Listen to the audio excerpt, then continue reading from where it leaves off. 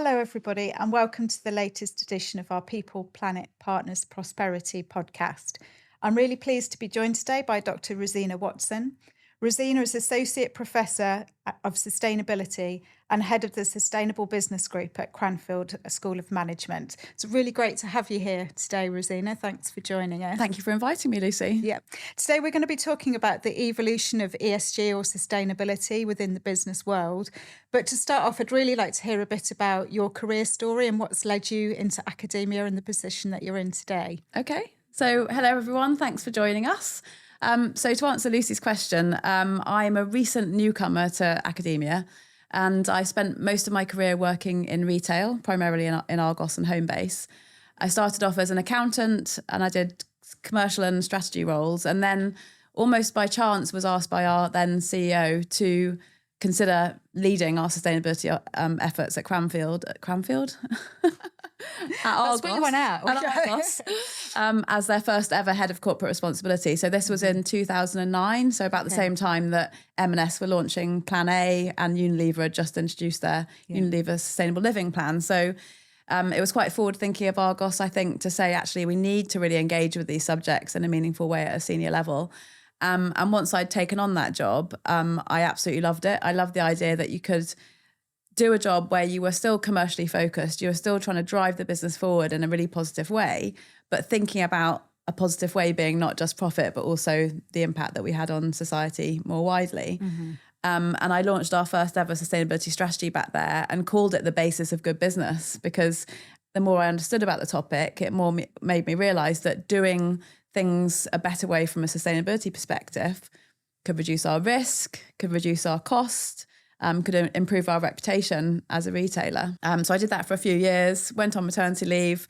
And then unfortunately, when I came back, the job had become a full-time role. And just by serendipity, I was offered a different role and I didn't really enjoy it anymore because I loved having that sustainability part front and centre.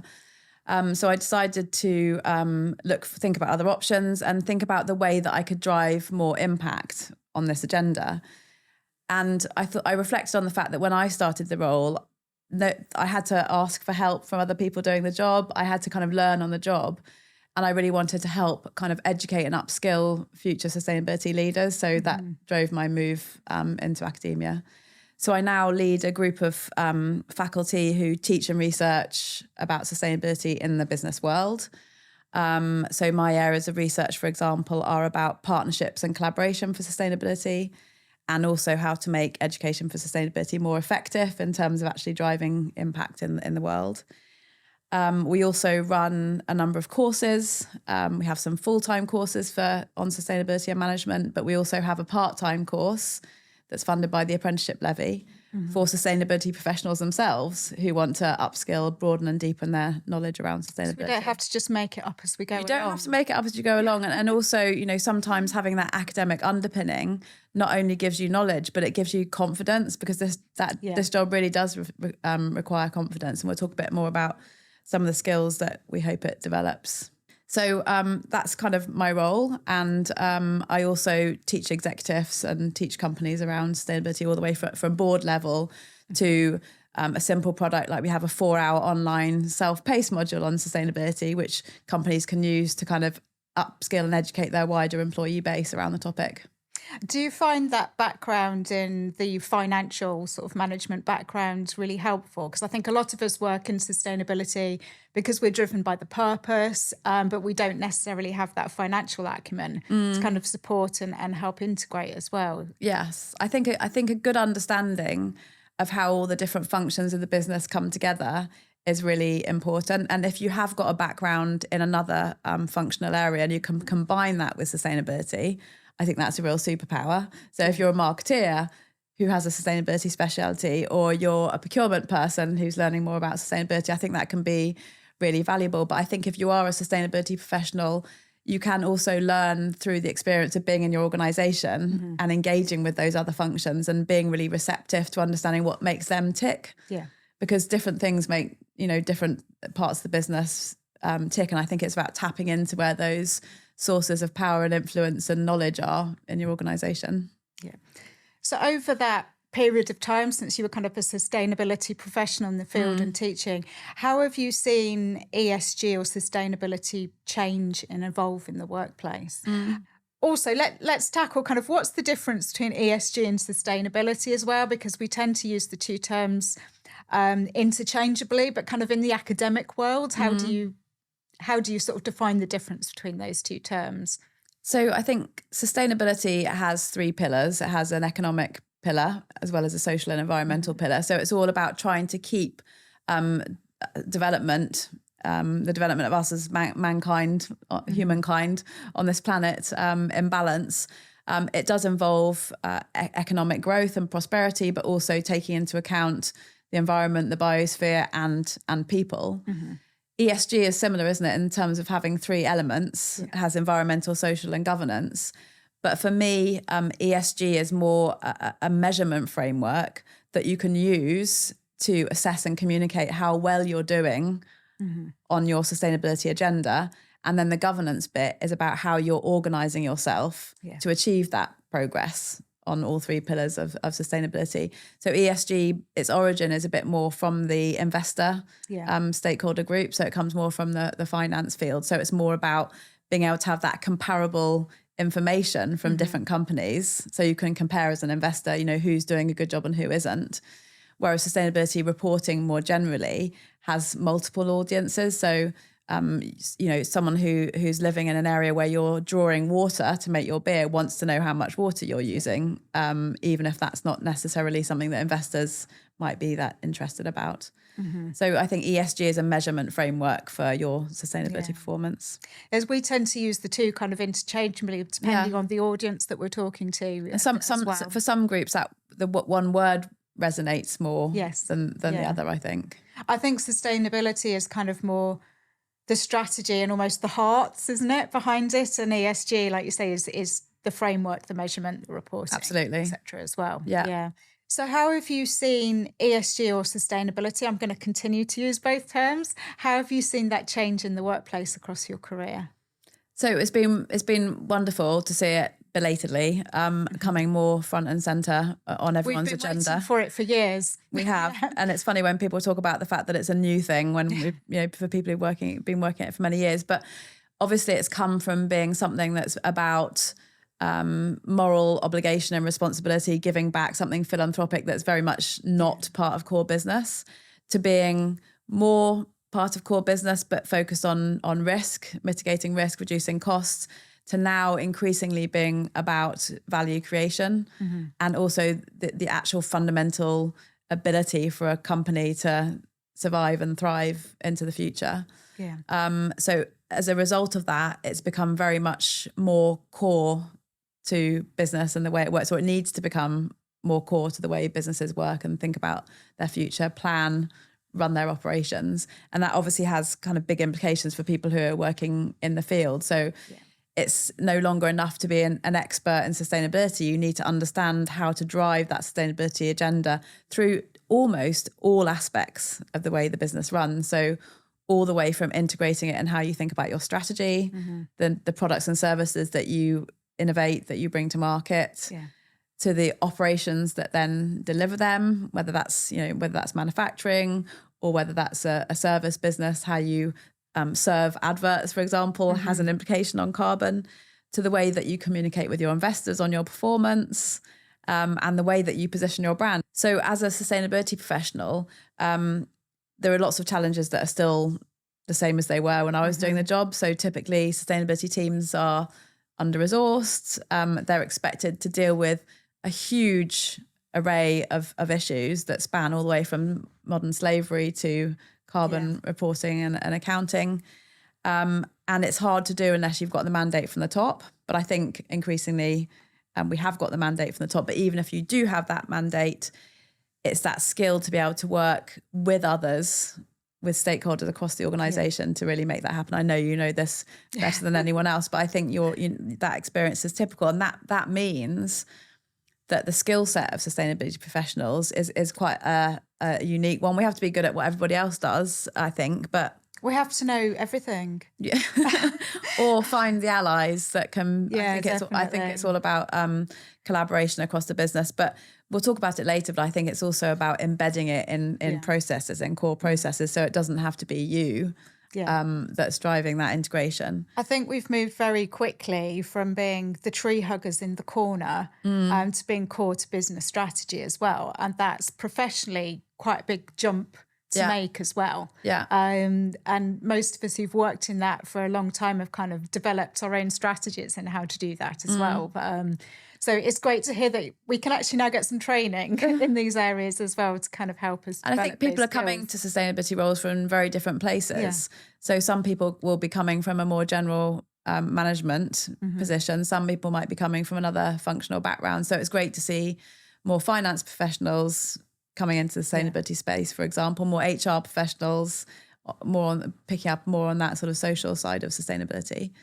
But it does mean that as a sustainability professional, you kind of need to have that balance of a technical understanding of the field and the ability to lead, to project manage, to drive change. But it doesn't necessarily all have to be you that's got that skill. Sometimes it's about building a team, even if it's a small team, and those allies in other departments, so that you've got those skill sets. So ESG is becoming totally core to business strategies and business thinking as well. We focus a lot on environmental. I think historically that's kind of where it started, but the social aspect is becoming more and more important, and always has been actually. So how does diversity and equity and inclusion kind of feed into a business success and business strategy as well? So as you rightly say, the S part is absolutely critical and actually inextricable from the E part. We've been seeing on the news recently about the case in the European Court of Human Rights against the Swiss government for causing, harm to people because they can't survive in the heat waves. So climate impacts, biodiversity impacts, in the end, it's people that are affected. So they are very closely interlinked. And when it comes to the social pillar of sustainability, I think it's useful to organisations to think about how does that play out in my organisation for my employees directly? How does that play out across my supply chain in terms of, quality of life and working standards throughout my supply chain? And also how does it play out in the communities that I recruit my people from and the communities that my customers are in? So very much you need to be connected in on all those three fronts. But just as I was saying that thinking about sustainability from the environmental perspective is becoming more about value creation, thinking about things like diversity and equity and inclusion are also value creating for businesses. And in two key ways, I think in the first way, the more diverse the people are within your organisation, the better chance you have of understanding the changing needs, wants, expectations of stakeholders so that you can meet those changing needs. And then the second part is it's been proven that the more diversity you have in a team, the more differences in perspectives, the more creativity, the more kind of creative tension that allows you to widen the solution set that you have in front of you when you're facing, a challenge that you have to address, whether that's an environmental. Why wouldn't any business want that? Why wouldn't anyone? Well, it's very easy to sort of to recruit people like you and to leave out, groups of, employees that you really could be harnessing productively. So bringing people back to work who've been on long-term out of work, bringing back mothers who've come back from maternity leave, disabled people. There's so many sort of, dimensions of inclusion that can really drive value and ultimately make people want to come to your business, stay in your business, be productive and creative in your business. So I think it's really critical to business success. So we've seen massive change within business strategies moving to be more focused on sustainability. What are some of the drivers that are kind of, helping us get there or aiding us get there, but also kind of providing that push as well? Yeah, so as you said, I mean, maybe even a decade ago, businesses could still get away with saying, I'm here to make a profit. The government and civil society will take care of everything else. But now the narrative is very much shifting towards conceptualizing business as being able to profitably solve problems of people and planet rather than profit from causing them. Yeah. And I think there's a number of different drivers behind that. And some of them really big to unlocking the change. But just to give you some data, that Edelman runs something called the Trust Barometer every year. And in their 2022 report, they showed statistics in terms of how people were taking into account a company's beliefs and values and their decisions. And 52% of customers say they take that into account in their buying decisions. 54% of people say they take it into account in where they're choosing to work. And 62% say they invest on the basis of whether the company aligns with their beliefs and values. So what you said about purpose is starting to be a crucial factor in people's decisions about whether to engage with a business, whether as a customer, employer, and investor. I think particularly the younger generation as well. You know, if we want to attract the younger generation into the workforce as well, then they won't work for you if your values don't align with their own as well. So it's incredibly important. And it's interesting because I don't think it's necessary that businesses that have become more trustworthy, I think it's that the data shows that there's been a reduction in trust in government, a reduction in trust in media with fake news, etc. So businesses are kind of holding up as being the entities that people put their faith in. And they actually want businesses to do more, not just on climate change, but things like access to healthcare, tackling injustice. So there's big expectations on businesses, which can sometimes be hard to fulfill. But at the same time, that helps us make the arguments and the case for building sustainability more into strategy. And if we focus in on a couple of stakeholders, I think B2B customers, so your upstream buyers, are often the ones that are driving change because they're asking for data from you on your carbon footprint, or they're asking in their sort of request for tender about what you're doing and what your strategy is and what your performance is. That's been a large driver for our business, of course. Yeah. So that so often, and then you can't underestimate how much power you have further down your supply chain where you're the buyer, and the questions that you ask your suppliers are going to be driving their, helping them build their case for doing things more sustainably. So I think that's a big change. The second one is obviously investors. So that I think that's the biggest tanker that started to shift in the last couple of years, is the awareness, and obviously a self-interested awareness that the companies who are considering their long-term survival are the ones that are building sustainability into their way of doing things. And if you're a non-profit company, a non-profit organisation, donors are expecting, even if because I work with some charities, and even if you're a charity with a social mission, donors are starting to expect those charities to also be looking at their environmental footprint. They maybe even hold charities to a higher account, perhaps, Or conversely, if a donor is really passionate about a social issue, they'll say maybe environmental is not important. So it kind of goes both ways for those type of organisations. The third big drive is coming from legislation. And I know we'll talk about that a bit later. I know it's frustrating in the UK because, it seems like we're stepping back from some of the, the politicians are stepping back from some of the commitments that we're making. But when it comes to reporting and the EU sort of continue to lead there, the demands on companies to report on their performance are only going to increase. And I think that's so vital for improving accountability and transparency within companies as well. And that in itself helps drive change and the improvements that we need to see as well. And also linking back to what we're saying, it just means that you have the conversation. You have to have the conversations with all those departments that have an impact on carbon footprint, for example, whether they like it or not, because it's become mandatory from a reporting perspective. That's been transformational for us with integrating carbon reporting with our financial accounting, for example, as well. And it is the legislative piece that has really helped to drive that as well. Yeah. And then I think the final sort of drive is coming from consumers, which I don't like to call consumers because that reinforces the idea that we're, as people, we are there to consume. Driven. So I think a better word is citizens, a demand from citizens to do better. Yeah.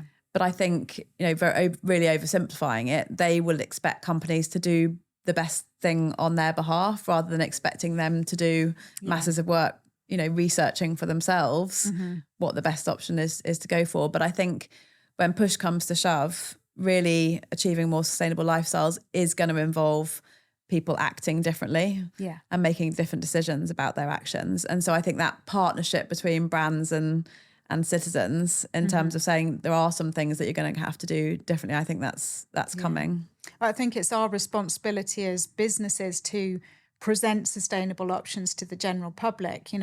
Yes, we can all make changes within our own lives as well, but it's businesses that really make the difference or can drive the change as well. So I think it's part of our responsibility to be part of that solution as a business. And make it easy for people, because I think in the past, the sort of environmental movement was too much based on it's going to be a real effort, it's going to be a big sacrifice, it's going to cost you more. So I think that was damaging in the past. So it's about making it easy, convenient, and as you say, making it the obvious choice for customers to choose that option. Yeah, well, we get asked by our customers, like, how much more is it going to cost for a sustainable option? And it doesn't always cost more. But, we need to look at that as the opportunity rather than something that we have to do or that is going to be a burden to us as well. We need to treat that as the opportunity.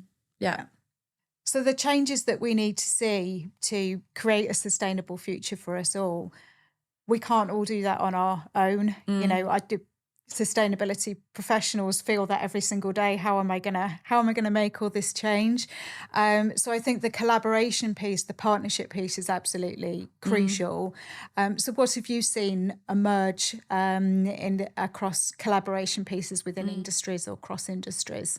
So I totally agree with you about the centrality of this, and that's why I decided to do it for my PhD, because I noticed in my role at Argos that compared to even roles that were more on the commercial side, where I'd be engaging with suppliers, in a sustainability role, I suddenly found myself working with non-profit organisations, being part of industry trade associations, trying to agree targets for packaging reduction, for example. It's a very externally facing role.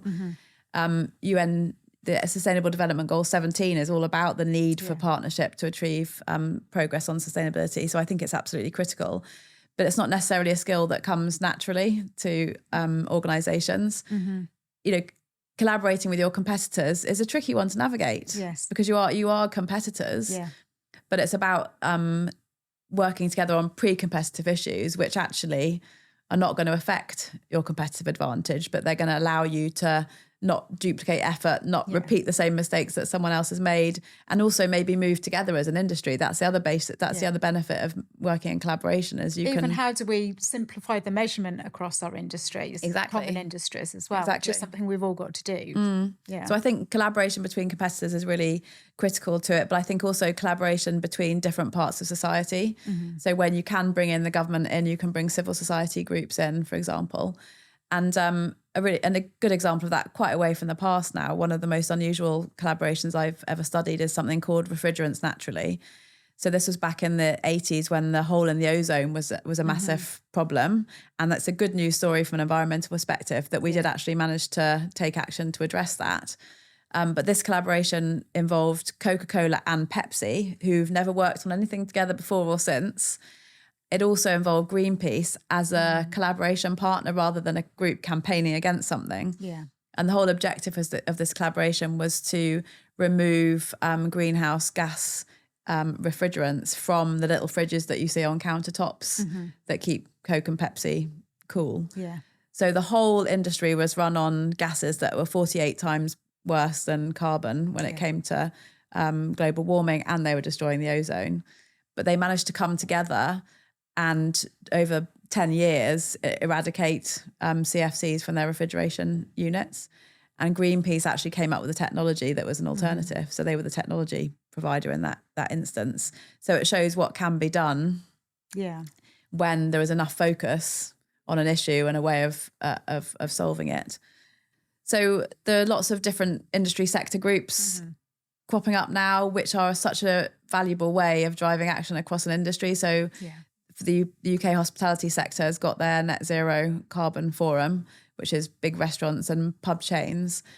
And it's just so useful, I think, to be able to see and talk to others about how they're tackling challenges that are shared and move together in terms of taking action on them. The third really important thing is working out how to collaborate with your suppliers. So we've talked about that importance of working together through the supply chain. But again, it's not necessarily straightforward also to collaborate with suppliers. So I don't know what you mean.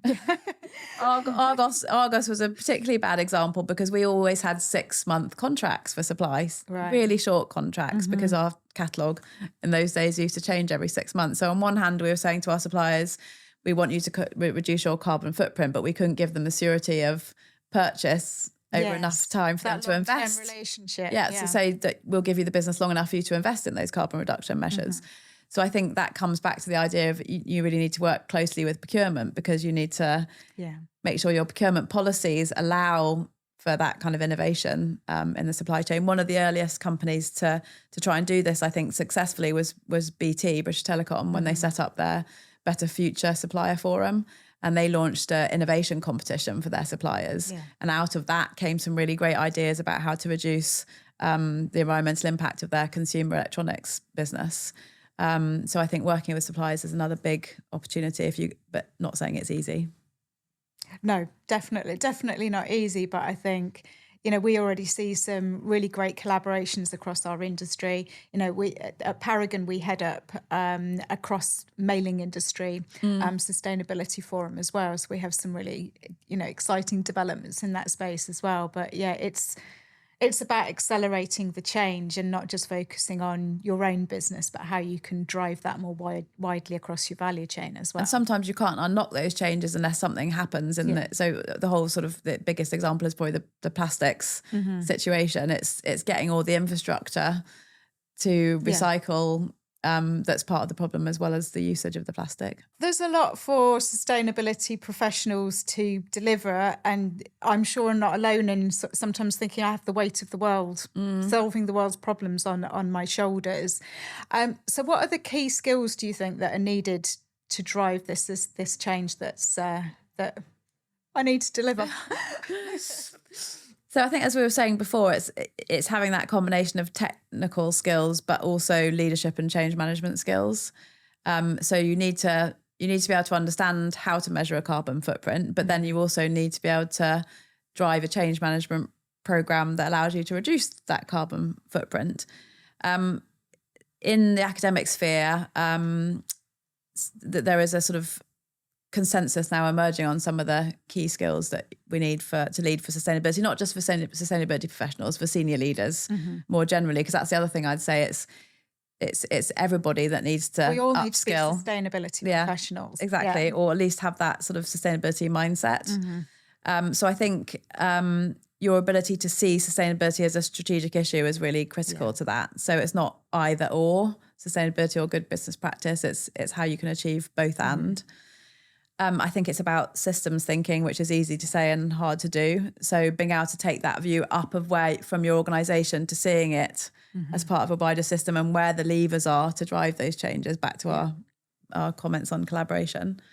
I think your Sustainable Futures game that I took part in really highlighted that quite nicely. Thank you. Yeah. So that's a learning intervention which tries to help people see the criticality of working with other stakeholders within your ecosystem to drive change. And that brings me to my third skill, which is about being able to look further into the future. It's hard because we are bound by our 3-year, 5-year strategies. We have to do quarterly reporting, but it is about looking into the future, seeing what differences, how different our businesses might need to operate, and then taking the steps towards that in the present. Because otherwise I think we might get caught out in terms of not having made the investments now that we need to thrive into the future. So we need to be clairvoyants as well as everything else. And stakeholder engagement and collaboration, I think that's a really critical skill. Many organisations are starting to. This comes back to diversity. If you hire people who've worked in other sectors, that can help. If you've hired people, if you move people around different areas of the organisation, that can really help, because that still gives you that ability to collaborate with people who are different, have come from a different functional background or come from a different organisation. And then being purpose-led, so having that belief at the centre that the reason you're getting out of bed and going to work is because of the good things that your organisation does. Exactly. So those are the 5 key skills. And as I said, we try and implement that through our teaching, but things like systems thinking are quite hard to teach because most of us learn systems thinking through experience. Yeah. So you might become a good systems thinker, but it might take you 15 years to get there. So it's about trying to accelerate that. And I think the more opportunities we can give people to do secondments, to do work in different areas of the business or different organisations can help with that. Yeah. I think that sort of leads sort of back into the work that you do with your courses. What do you find the most rewarding thing about your work now? Seeing people take the tools and frameworks that we've researched and developed, use them in their business and actually drive change, and seeing people grow in confidence in their ability to do that. And we see that a lot in our part-time course, which is a sustainability business specialist apprenticeship, because people are learning while they're doing their jobs. And I've got two really cool examples of that. So the first one is one of our students who works as the head of sustainability at Utilita. And as part of one of the modules that he did for a course I was teaching, he was able to calculate the different carbon impacts of different cooking methods. Right. That became the work that he did on that module became something called the Cooking High Five. So it was a campaign that Utilita in Iceland put out there to show that it did make a difference whether you cooked something on an air fryer or an oven. Air fryers came out as the least impactful. That got picked up by the BBC. I don't think it's still being discussed. It was discussed on ITV Good Morning like a couple of days ago. This campaign, and it actually affected the number of Google searches of air fryers and the sales of air fryers. So that was within the space of 2 or 3 months that a piece of module work that he did became a campaign that actually changed consumer behaviour, which I thought that must be incredibly rewarding for you, knowing the change you've made not only to a business but to wider society as well. Yeah, that was one of the best examples where it came from the business and then very quickly hit consumer behaviour. The other one is a lady that's ops director at ID Verdi, which is a big landscape maintenance organisation. They look after the royal parks. She'd been on the course for 3 months when they got a sort of letter from King Charles saying, for my coronation, I want everyone to make the best efforts possible to make it as sustainable as possible.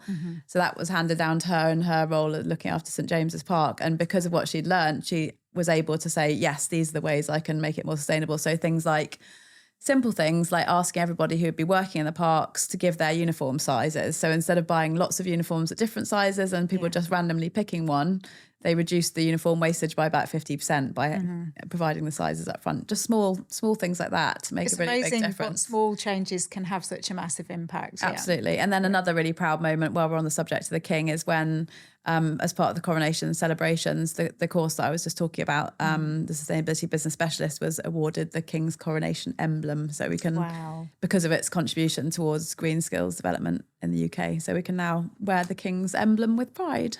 Oh, that's amazing. That's amazing. Yeah, it was a high point of my last year. Yeah, so it's why you get out of bed in the morning. It is, exactly. Yeah.